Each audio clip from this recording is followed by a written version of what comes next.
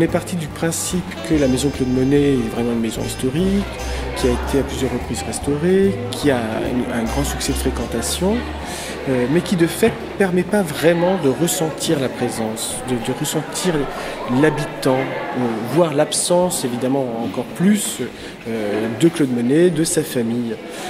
Et c'est un peu ça le fil conducteur de l'exposition. Bernard Plossu a fait 2 séries de photographies, d'une part à l'hiver 2010, d'autre part en juin 2011, pour avoir deux atmosphères différentes. Et il s'est évidemment du coup attaché à prendre plutôt des détails, des vues des fenêtres, de certains meubles, et effectivement de façon tout à fait emblématique, celle que on a utilisée pour l'affiche, qui est une photographie prise très tôt le matin, où il ouvre un peu le volet comme s'imaginant être Monet et regardant le jardin. Et c'est un peu tout ça que propose l'exposition, donc c'est quelque chose de très complémentaire à la visite de la maison même.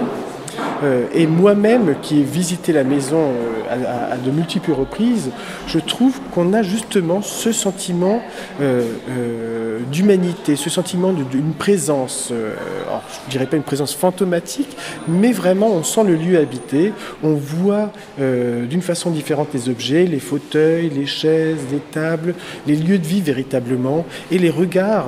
On peut se mettre à la place de l'artiste et regarder ce qu'on pouvait voir de la maison, et on peut fantasmer un peu sur les échanges de courrier qu'a fait Monet en disant aujourd'hui il fait pas beau, je peux pas les peindre dehors, aujourd'hui le ciel est beau donc je vais aller peindre, à l'inverse.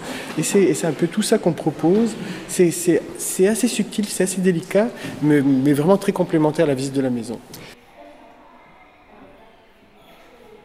Pour Bernard Plossu en tout cas, c'est ce qu'il m'a dit, c'est vraiment l'idée d'avoir la plus grande fidélité à l'œil humain. C'est-à-dire que c'est un appareil et une focale qui ne déforme pas l'image, et il se promène véritablement avec. Il essaye de ne pas trop poser l'appareil, il essaye de prendre des images au fur et à mesure, et c'est vraiment ce sentiment de déambulation. C'est vrai que certaines des photographies n'ont pas un cadrage académique. C'est voulu.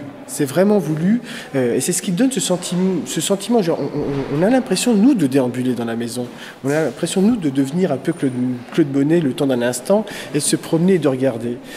Et ça, c'est vraiment quelque chose de très précieux, je trouve.